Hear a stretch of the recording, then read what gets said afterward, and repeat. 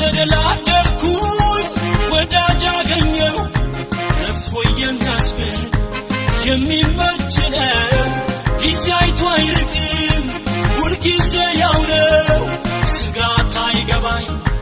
ልቤ ሙሉ ነው እፎይ ብያለሁ እፎይ እፎይ እፎይ እፎይ እፎይ እፎይ እፎይ የግሌን ወዳጄ ወዳጄ ወዳጄ የራሴን ወዳጄ ወዳጄ ወዳጄ ወዳጅ የሚሏቸው አንድ ቀን ሲለዩ የቅርቤ ያልኳቸው ካንተ ሲስተያዩ